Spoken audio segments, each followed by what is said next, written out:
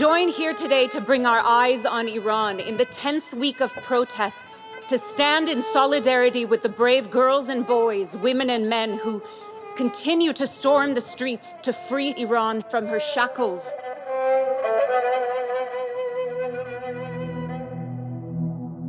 The murder of Mahsa Amini in the hands of the police sparked a revolution where the Iranian people, led by girls and women, said, "We will not tolerate this oppression."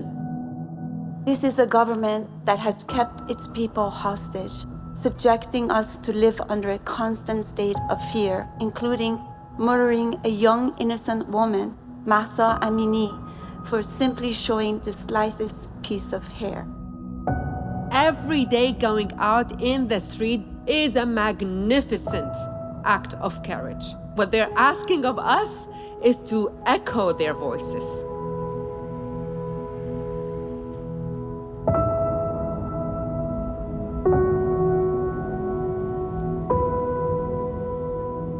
My Baba taught me that art could be a tool to create awareness.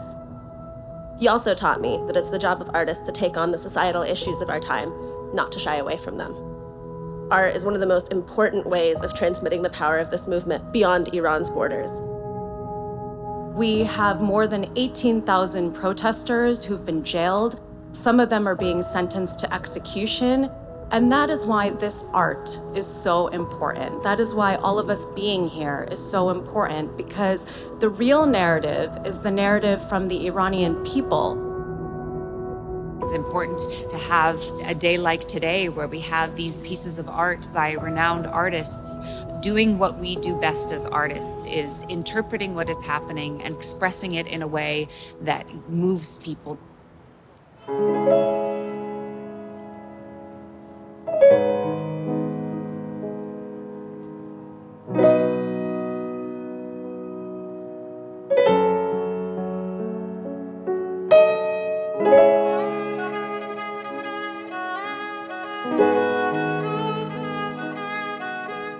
It's an entirely women-led revolution, which is historic and something that hasn't happened before.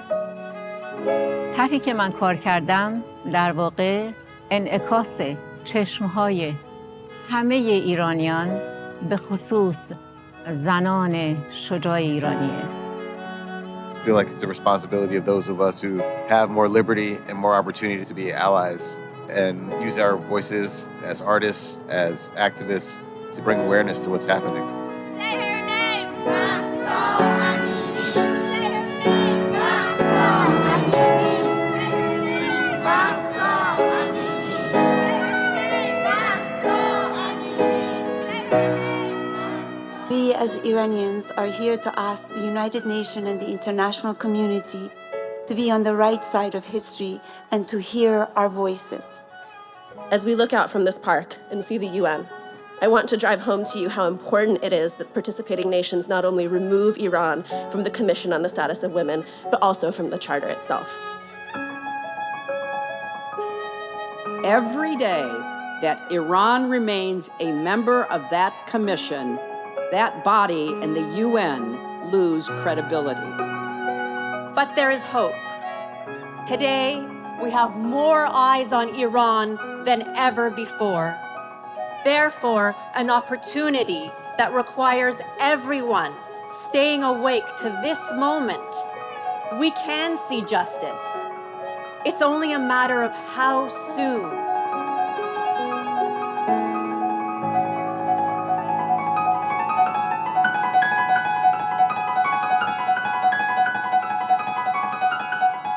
Jen, Jian, Azadi, Zan, Zendegi, Azadi, woman, life, freedom.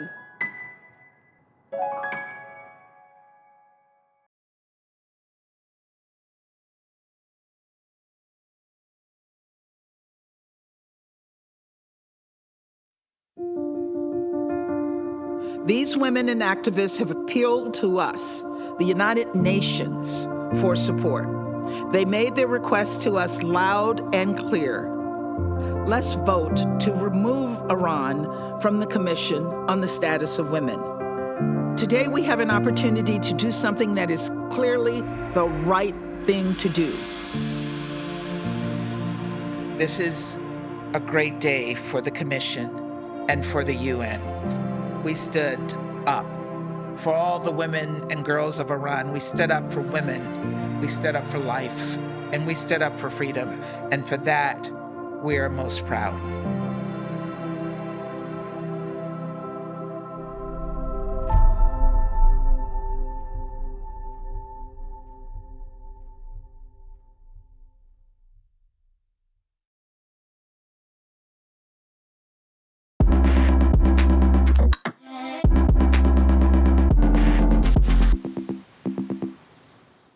Quiet all around. Camera is on. In 3, 2, 1. Hi, my name is Joshua Allen, and I'm reporting live from the best city in the entire world, New York City. I'm here guest anchoring today for For Freedoms News, an experimental news show where art is used as a vehicle for social change, whatever that means.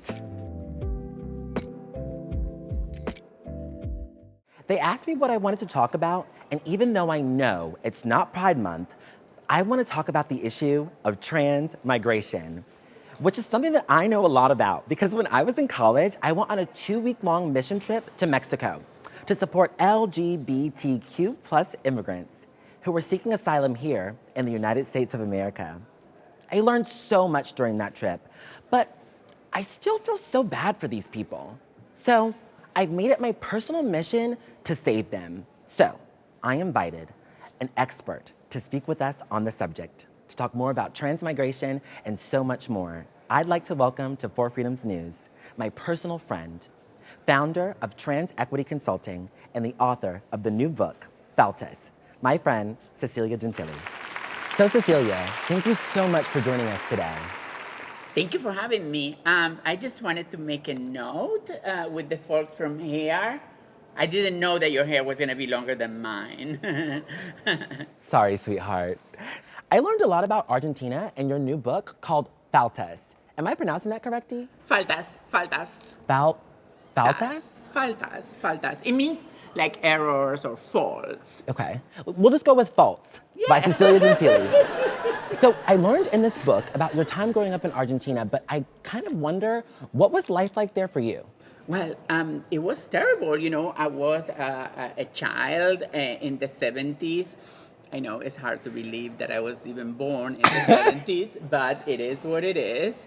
And Argentina was under dictatorship, which the United States had a big role on that dictatorship coming about. Being queer and being trans was hard. Plus, was also no internet, so I really didn't have an idea what being trans meant. When I realized that I was trans, I was 17, and life was hard. Nobody would just give me employment, so I started engaging in the sex trade, and I did that for many, many years. So that's one of the reasons because I decided to come to the United States looking for a better quality of life. In many, many ways, I achieved that, and in many ways, this country still has a long way to go when it comes to trans rights. One of the things that I've been learning about is the US's complicity in the issues around the globe. Can you share with us a little bit about the role of the US government and otherwise corporations in making the issues happen? The United States pursuing its own benefit kind of like look over or supported some of these dictatorships coming about, right?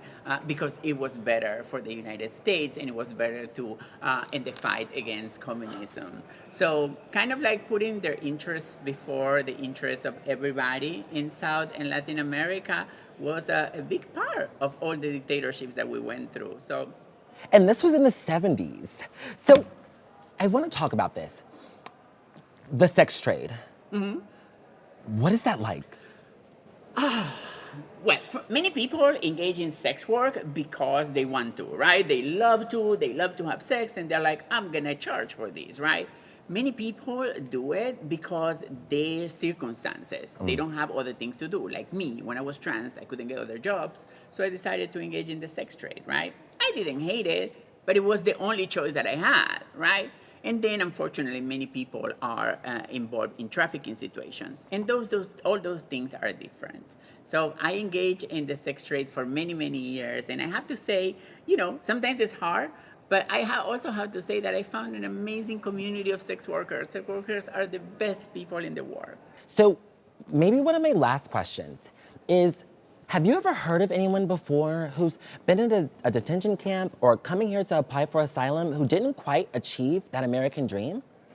Well, I was in detention. I was here in New York City. It is a detention center called Varick, where I was sent there from Rikers, where I spent some time. Both of those times in Rikers and immigration detention, I was housed with men, which was a very dangerous situation for me. So I can tell you that detention for trans people can be a very, very dangerous episode in our lives. Actually, a couple of days ago, we had a vigil in Queens for a sister that was murdered in Honduras. I think it's important for folks to understand that for many of us, staying in the United States is not just a choice, it's a need, right? For many of us, going back to our countries would mean an immediate death sentence. So it is important that the United States change the immigration system to make our lives a little bit better. Thank you so much for sharing that, because I really looked at the US as like a beacon of hope. But what you just shared really has kind of opened up my mind. I really appreciate you. I love you so much. I want to say thank you to Cecilia Gentili for joining us today at For Freedoms News. You're the best. And oh, wait, gracias for coming. De nada.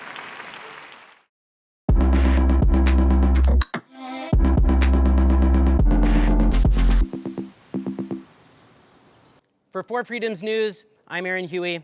I'll see you in the metaverse.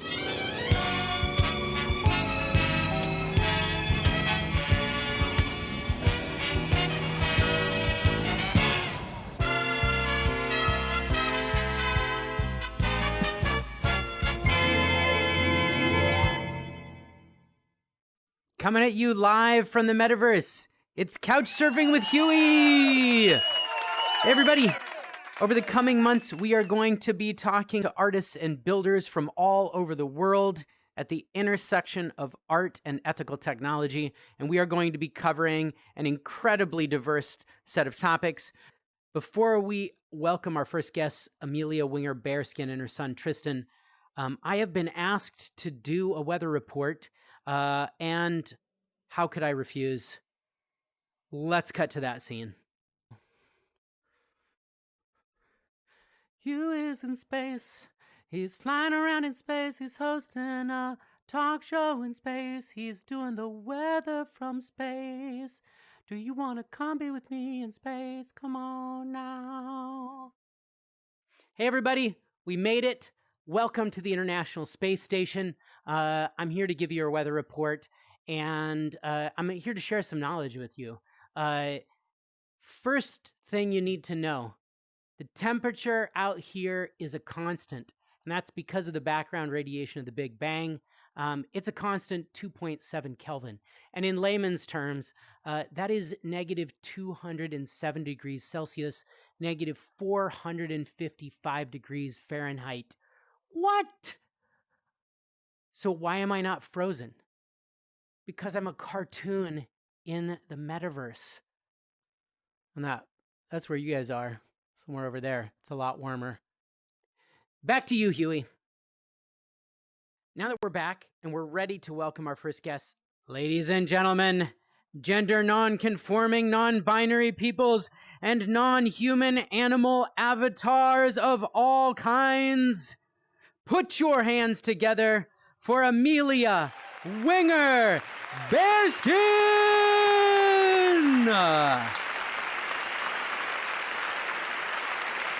One of the things that I really love is that there are ways to use play and games to create positive mental health and well-being, and that it's not all just guided crystal meditations and chakras, etc. Yeah, I mean, I once made my own guided meditations for the For Freedoms conference in LA for the very first one in 2020. And the reason I did is because I actually don't really like guided meditations the way that they're written, because I'll be like, imagine I'm a crystal or a chakra, or I don't know, and I get really confused because maybe I don't know all the words that they're talking about, or I don't know how to imagine that. And so I started making guided meditations where they were really grounded in the everyday. Thank you so much for joining us, everybody. Until next time, we'll see you in the metaverse.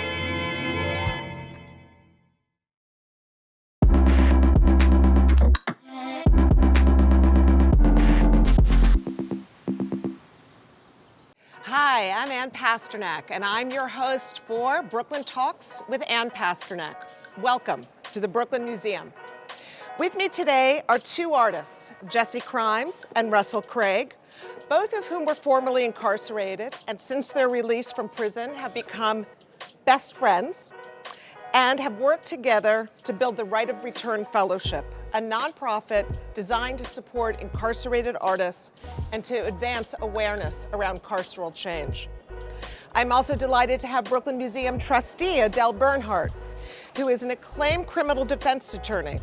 From public defender with the Legal Aid Society in the South Bronx in the 1970s to professor at New York Law School, where she works with colleagues and students to appeal cases based on DNA evidence. So, panel, is there any good news? I think we're seeing like a pretty dramatic shift back to some tough on crime policies. However, I do think there is maybe a bit of a silver lining to be found in that people are much more kind of eager to get organized. I actually think there's quite a lot of good news. I think there's a lot of change. I think, first of all, we've done a lot of decriminalization. So some of the things that people were getting arrested for 20 years ago have been legalized. So that's a good thing. Such as marijuana. Such as marijuana, and we're going to see small amounts of other things getting legalized as well.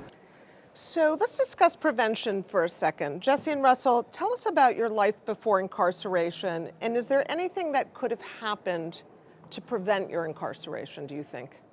I don't think so. When you asked me that question, I was trying to think, but for my situation, I believe me winding up in prison was inevitable, because it's the system is set up for us to go to prison so genius, if you will, the way they put it together. And then me coming from poverty, I never seen my father ever in my life, know nothing about him.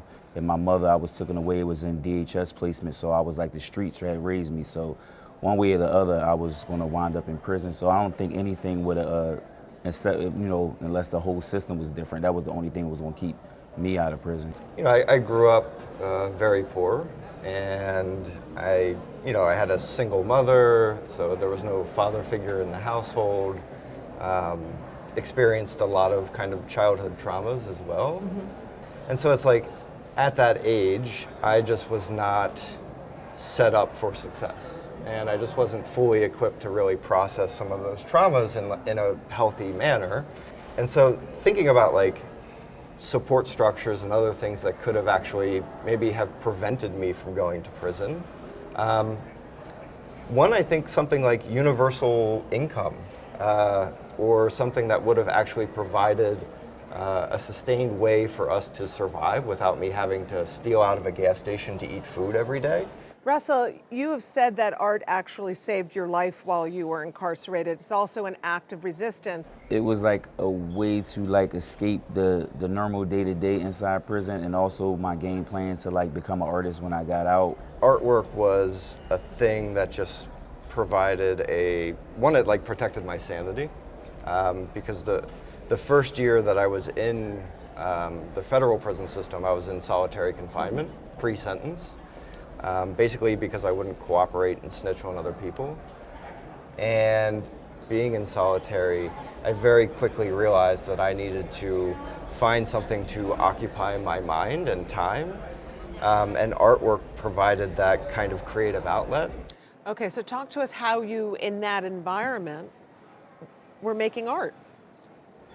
It's a good question, because we didn't really have any access to materials, but also like very quickly I realized that I wanted to specifically use the materials of the prison against itself, and so I often like to think about not just the programs that are offered in prison, but how do we actually offer and build the systems and structures outside of prison? Because so many people want to build things in prisons, mental health in prisons, drug rehabilitation in prisons, but it's like we need those things out of prisons. So I want to ask you in closing, if you all had one thing that you would focus on changing, what would it be? And why don't we start with you, Russell? I would say like assistance for when you return back to society, and that's like what me and Jesse established with the right of return. So it would be nice to have like more assistance, housing and things like that. It was hard for me to get an apartment. I was working 3 jobs, had the money, but they would turn me down because I was like formerly incarcerated and things like that. So it was like stuff like that, just more support. Because it's like all these bad things and they put a lot of energy into keeping us down, but they should like balance out, give us a chance for those that's just trying to change it around and just live up the rest of our lives. So it's like they need to let up a little bit. Y'all going too hard, racism and white supremacists, that's just y'all got your foot on our neck all the time. You know what I'm saying? Like they need to chill.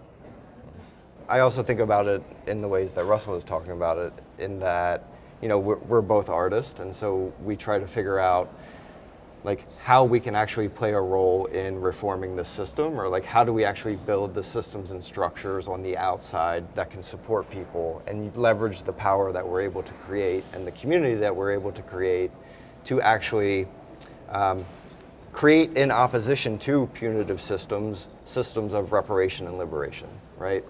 And so what we're trying to do with the Right of Return USA Fellowship is build those systems and structures, and we're using art as a tool to do it.